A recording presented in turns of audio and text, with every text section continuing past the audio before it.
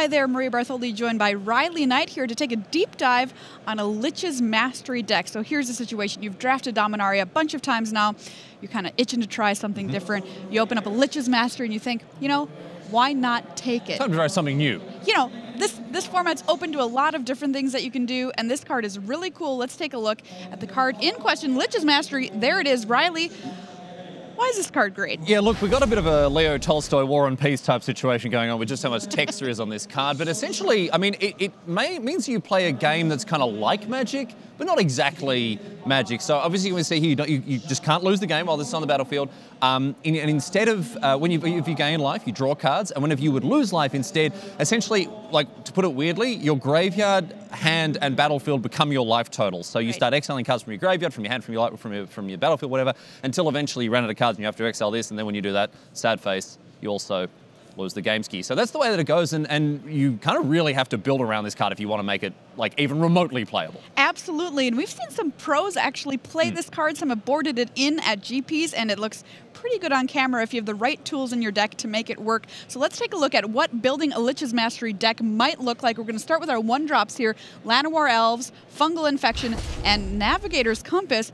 Why is this in the deck? We're playing 2 colors, Riley. Yeah, look, Navigator's Compass, obviously one of the strongest cards in Dominaria when you set it up the right way, because in conjunction with Lich's Mastery, it is a strictly better Ancestral Recall. I guess this can't be played at instant speed, but it is a 1-mana instant, 1-mana sorcery speed Ancestral Recall. Not bad. That can then fix your mana. But yeah, look, no, we're not using it for the mana here at all. And you are going to want to sandbag this card if you're playing it in conjunction with. Don't run it out in turn 1. I mean, we know, we've had the story with Navigator's Compass. You're playing this obviously to draw 3 cards with your Lich's Mastery. All right, let's take a look at what's happening at 2 over here. Caligo Skin Witch, which you might want to save. You call this a secret 6-drop to play later in the game to get your opponent to discard 2. Elfheim Druid, cast down Vicious Offering, and I think this one is probably the most important in this slot for what we're trying to do with Lich's Mastery, which is Fungal Plots. I think this is going to be pretty obvious as the card sort of instructs you to do this. You want to gain life, and you want to gain as much of it as possible. I mean, you're going to fill out your deck with good removal, cast down, Vicious Offering, and you know, good value plays like Caligo Skin Witch.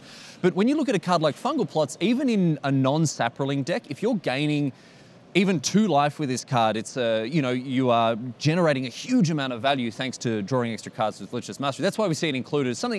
Basically anything that says you gain life, you get really interested in that, combined with Lich's Mastery there. And, you know, making Saproling creature tokens from your graveyard, too, being able to use them as fodder to sacrifice to the Lich's Mastery later on if you find yourself taking damage. So that can be a really important thing. Overall, Riley, how do you like Cast Down just generally? I don't like it, man. I really don't. It's only 2 mana. It's such a, like, you look at this card and you're like, this is bonkers. It kills everything except for every good creature in the format, right? Like, I really like that it's being seen played in Modern, but, like, this is a weirdly super conditional removal spell. You look at this in most limited formats and it's a slam. It's better than Doomblade, but here it's in Dominaria. Like, I don't prioritize. Vicious Offering in my view is like just a better pick.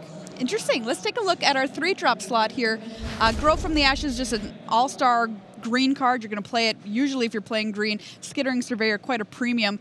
Even though we're only playing 2 colors, you still want one in your deck if you can get it. But the secret sauce, here we go.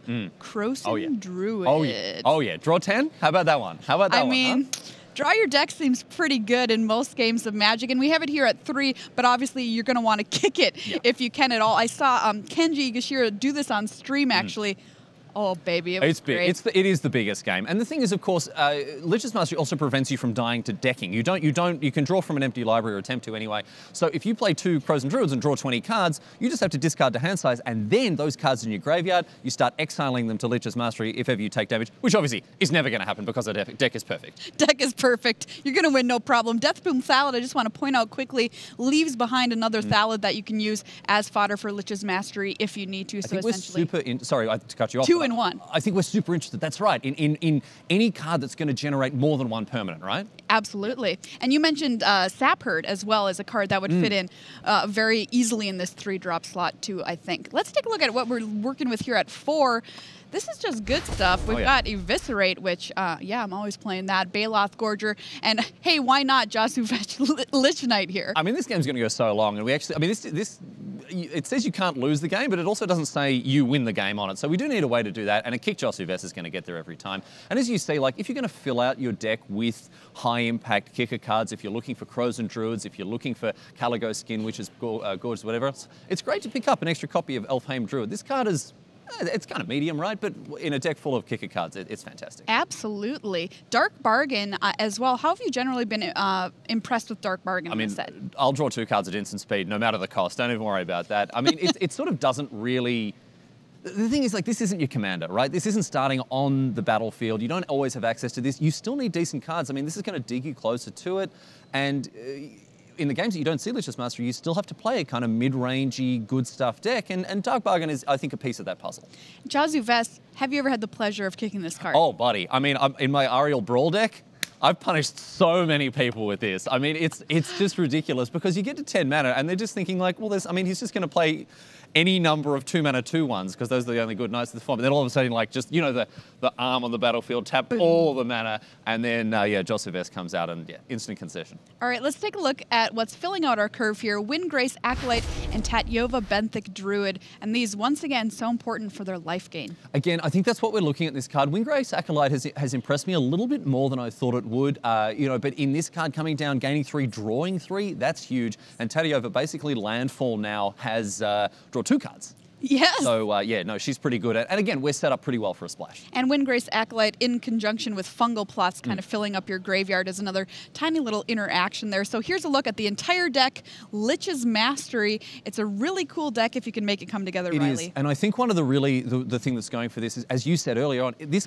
card goes late. You know, if you open it and you want to go a deep dive, fantastic. But if you see it like 6th, 7th pick, just pick it up. Pick it up and see if it comes together. Prioritize life gain. Prioritize anything that generates multiple permanents, Saproling Migration, cards like that. And you're going to have a great time. All right. Thank you so much, Riley Knight. More Magic coming up after this.